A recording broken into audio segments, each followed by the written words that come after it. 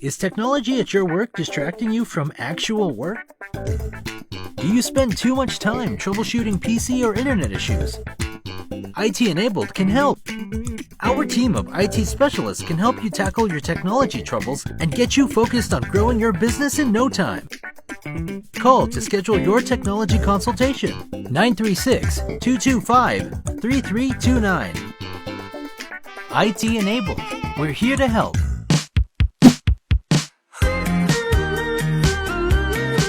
Hi, I'm Tara Watson-Watkins, President and CEO of the Lufkin and Angelina County Chamber of Commerce. Welcome to the Connect podcast, connecting business to community. I'm here today with my co-host, Blake Pollino with BP Media Group. So this month, we're sitting down with local businesses and organizations that have had generational ownership, who have been here for years and have passed that heritage on through their family.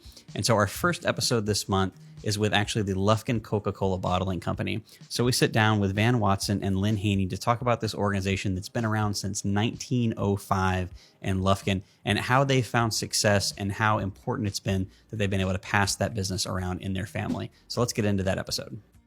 Well, we are so excited today to have Lynne Haney and Van Watson with Lufkin Coca-Cola. Welcome to our podcast. Glad to have y'all. Why don't you start by telling the listeners who you are, what your roles are at Lufkin Coca-Cola, and then we'll get into the history and where we are today. Okay, well, I'll start, Van, right. I guess. I'm Lynne Haney, and I'm the president of Lufkin Coca-Cola.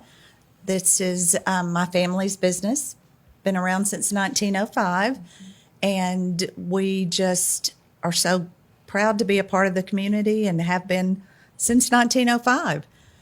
We've had Van Watson join us. Yes. So. And I have my history doesn't go back nearly as far, but I'm just very thrilled to be part of the Lufkin Coca-Cola team, and I have been there a little over a year. My predecessor is Jim Watkins. He was the general manager, and he has retired. Good for him. And I'm trying to fill his shoes. Yeah. So, but it's a great journey. Thank you. Great job. That's right. Well, why don't you start off by telling us the history of Lufkin Coca-Cola? Oh, wow. It does go back to 1905. And like I said, it was still a family-owned business. We are, up until just a couple of years ago, we were one of only 2 independent bottlers in the state of Texas. And there are 254 counties, I think, in Texas, and we service 3 of those. Okay. Angelina, Polk, and Trinity counties. That has been our territory almost from the outset. Okay. But this, the business, like I said, is 1905, and we have just changed tremendously since then. Of course, we had horse-drawn carriage buggies, and early on deliveries and stuff, and so it's changed a lot. Was your great-grandfather right? Great-grandfather, Wood Newsom, who bought the rights to sell Coca-Cola. Okay. And then my grandmother, Irma Franklin, his daughter, was our president. And then when at her passing, it transferred to my uncle and my mother, and now to me. Okay. And then both of my boys are employed with us as well. And hopefully soon, maybe my daughter will join us and make it a true family affair. But lots of history in Lufkin and Angelina County, and then also in Trinity and Polk counties. So something that I found on the website that I thought was so interesting. I have looked at the mural downtown. Yeah. I don't know how long. It's the mural on the side of the standpipe that has Lufkin Coca-Cola. And I did not know that is the painting of your grandmother. It is. She is the one of the girls at the time that are on the float. It was a float from one of the parades. I don't know that Maybe it was the Forest Festival. Yeah, might have been. We'll say it was. Yeah, we'll call it that. And she is if you go look closely at it, she is the one with her socks falling down. Okay. I love that. Yeah. I thought that was so great when I saw that. I thought, how many times have I, wondered who the pictures were and who they, depicted. Yeah, it's really neat. And inside standpipe is another Coke mural that was there that they unearthed when they opened the coffee shop. It's a great mural. Lots of history downtown. Our original location was downtown. Okay, I was going to ask that. Yeah. And it was Consolidated Communications is there now. It's where right at the overpass, underpass. Frank Street and First. Yeah. And that was the bottling location, and it was glassed in and was a favorite of school trips or people just walking down the sidewalk. They could watch, stand out and watch the bottling operation. So I've had multiple people tell me, when I was a kid, I remember being downtown and you could look up and see the bottles, going through the assembly process. Yeah, you could watch that for sure. And the underpass wasn't there, so people traveled, walked. That was a busy road. Yeah, on those sidewalks and stuff. So downtown has a lot of history for us as well. And you're still bottling there at the plant? No, we're not. No, you're not. No. Okay. No, we haven't bottled in, gosh, Van and I were talking about this. Yeah. It's, 15 we scaled, years, maybe? yeah, we 15, scaled 18 back years. Okay. from doing soft drinks. We just did water for a little while, and then we just stopped completely. Our equipment was getting old. I was going to say, I would expect that it takes a lot to keep the equipment up. And it was either replace it, repair it, or just get out of that part of the business. And space and storage capacity is a huge issue and challenge because, of course, we started with core products, our Coke, Dr. Pepper, and Sprite, and we just keep adding products, which we're thankful of, but we're up to almost 600 SKUs, and that's just mind-boggling. You've got, we want variety, and the customers demand variety, and we provide it. But so as a matter of fact, today we were in process of putting up additional racking in the warehouse, and going up to store more product. So not having the assembly section, we're now utilizing that for more storage capacity. Sure. Yeah. That's great. Greater warehouse. So can you kind of explain your relationship? I think when people think Coca-Cola, they think, the big company, but it's definitely not that. It's a small family-owned operation that you have. So kind of tell us about your operation and what you do. The Coca-Cola company is the big umbrella, and we are a part of that, but we are an independent bottler, which all bottlers are at this point. The Coca-Cola company's kind of shifted. At some point, they owned some of the distribution bottling groups, but now they're all independent. But in saying that, some of the independents are enormous. They service several states, and we're one of a group, a Coca-Cola Bottlers Association mainstream group that is smaller bottlers, more our size. There are some that are smaller than us, but several that are about our size. And it gives us the flexibility to do the things we do, to be able to do the things we do. It's our decision to support the Forest Festival or in local community events and things like that. We don't have to get approval from anyone. Right. So And we have some more choice on the products we sell. I think it was in 1960, Lufkin Coca-Cola obtained the rights for Dr. Pepper, and so we're not the only Coca-Cola bottler that also distributes Dr. Pepper, but that's a key part of our business. Sure. Yeah. And so that's about roughly 40% of all of our sales are Dr. Pepper related family products. And of course now there's a lot of products we sell that maybe it's not owned 100% by Coca-Cola, but Coca-Cola has a significant ownership, but the consumer may have no idea that it's part of the Coke family of products. That's right. Like Body Armor, Monster, Fairlife. So it gets back to where do we store and how do we distribute all of those products, but it's also gives us advantages. And y'all also distribute water. Yes. So you have a brand new water, I know that you kind of debuted at one of our First Friday luncheons that seems to have gone over really well. I know our staff loves it. Yeah. So why don't you talk about some of the different products that y'all have?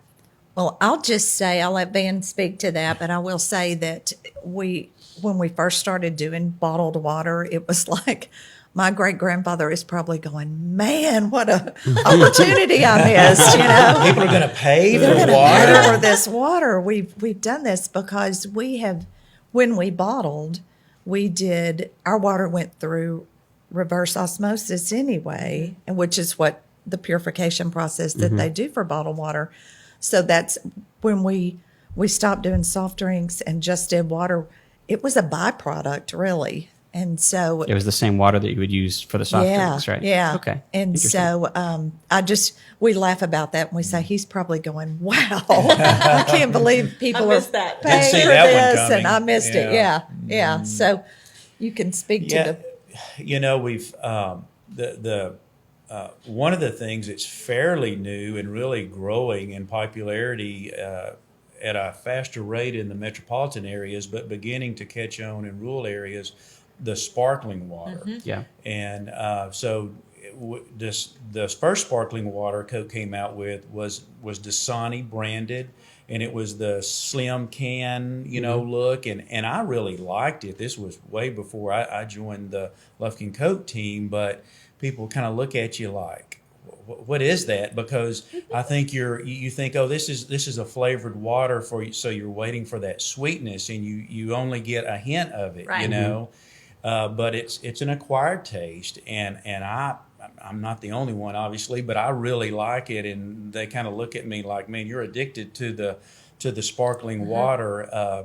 But now it's AHA is, I guess, probably a couple of years ago, Coke, that's a branded drink of Coke, and it's the sparkling water, and it's doing well. There's lots of different flavors. The Smart Water that we distributed at First Friday, it's not a carbonated sparkling water, but it does have that subtle flavor, and It's great on a hot day. it is. And we all know that everybody needs to drink more water, and sometimes just a little flavor kind of helps you get an additional drink or two that your body needs.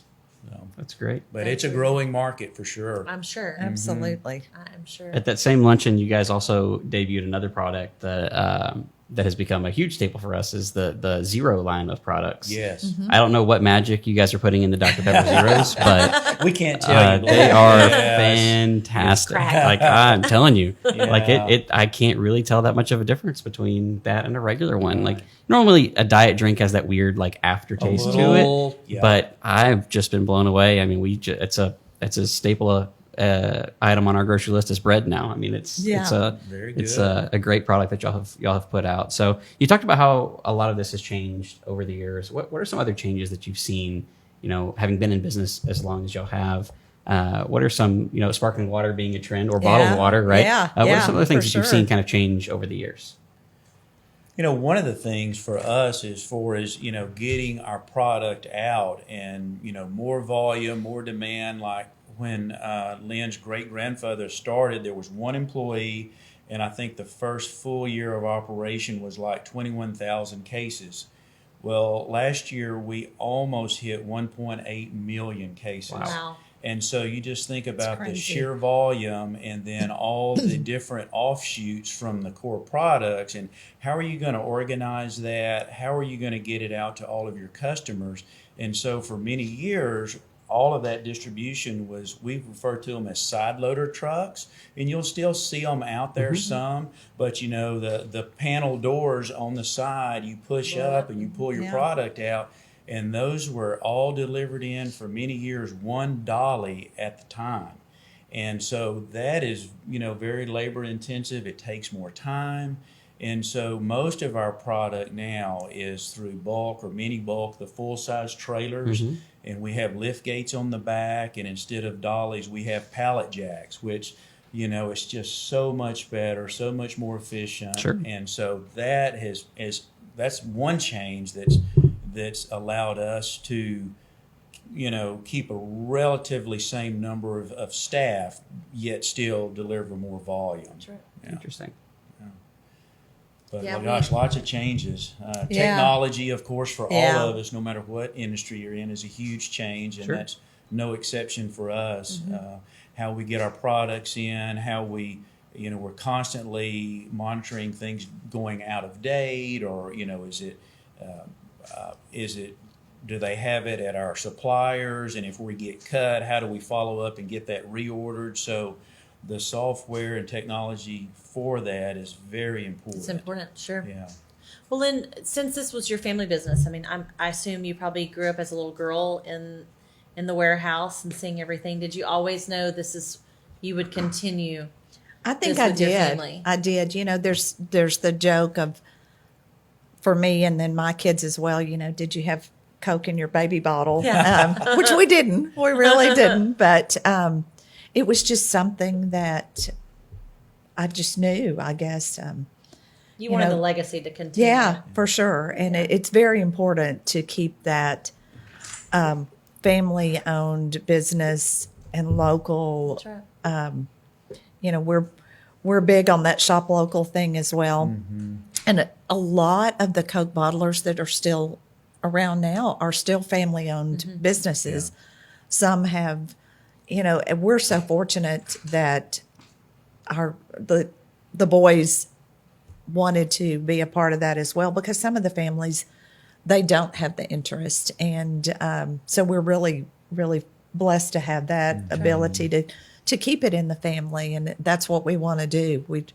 We want to continue that. And it's, I got a business marketing degree from Texas A&M and just knew that's what I wanted to do with it. Exactly. Bring it back here and raise my family and have them be a part of the business. So, Well, it's so important. And this whole month, we're talking about family-owned businesses, from Lufkin Coca-Cola to Stringer's Barbecue. Yeah. We're going to be talking about, generational businesses that the family always wanted to just pass it down and keep it going. And I think that says so much, especially about a small town. Yeah. That you see Yeah. that really happen, I think, probably a lot more in smaller communities than you do in the larger metroplex areas.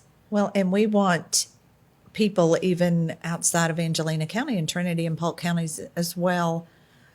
They know us and they know our employees come from those areas and they know them and they're able to reach out and, That's right. you can pick up the phone and call any of us, Right. anybody. And we like that personal touch and we want to be able to be good community partners as well as, like our mission statement says, we deliver happiness. Yeah. We just feel like that's It's like Disney what World. we do. Yeah. Like Right. deliver happiness and refresh our customers and then support our communities. And that is very, We do greatly. yeah, that's We take that serious. We do. We live our motto. it is a mission for sure. Yeah. What do you think are things that have made y'all successful over the years? I think a great team. We have always had a great team and they do things for us. They do things with us. They care, and I think if we didn't have this, a pool of people here, that are here, and then those that are don't even live here that we've brought in. And I do think our team is what makes us. Yeah. Every business has a different culture, and culture is developed over time. And I think I love the culture at Lufkin Coke, and I think it has been developed from generation to generation in Lynne's family. And it truly is, it is like a work family. And yes, we have dysfunction from time to time, as all families do. But I mean, the culture is, we work hard, but we laugh, we play, and we enjoy each other. Yeah. And that goes a long way. Sure does. Sure does. What do you see as the future of Lufkin Cook? Well, we hope to grow. We would love to grow and expand. And as I said, I would love to bring my daughter in as well, to have all of our kids here with us. Right. But I think we will continue to do everything that we're doing currently, but would love to grow and just make things more efficient and still be a part of the community and supporting things. And we've all missed the face-to-face personal interaction over the last year, and we see that slowly opening back up, and we're very excited about that, because that's how we may make a road trip to another bottler and spend a few days and learn best practices from them and apply them in our business. And so I'm very anxious to get back to doing that, and I know Lynn is as well. But we poor Van, he got brought in at the beginning of the pandemic. Yes. So he's just now kind of getting a taste of what normal or close to normal operations are. But we have a great support team from with Dr. Pepper and with Coca-Cola that are in Texas as well as outside of the state. And Jim Watkins his plan was to take Van and introduce him to the reps and things, and because they hold annual meetings, and that didn't get to happen. So we're slowly pulling some of that back in, and hopefully we'll get back to normal on that as well, and we can face to face get support from those groups as well. That's right. Well, we cannot thank you enough for all that y'all do for the community, and especially for what you do for the chamber. Y'all are just such a vital investor, and we admire all that your family has done and will continue to do for the community. So thank you very, very much for what you've done for us. Thank you, guys. You all. We have we've enjoyed being partners with the chamber for ever. Ever. Yeah. It's like LISD, we've been, as long as there's been LISD, there's been Lufkin Coca-Cola. And so well, we appreciate it. We've been very around. much. Yeah. Well, awesome. Well, thank y'all so much for your time. Thank you so much for listening to the podcast again this week. We want to thank you every single week for tuning in and subscribing and watching wherever you're watching. If you want to catch the video version of this podcast, it's available on the Chamber Facebook and the Chamber YouTube channel, and we will see you next week.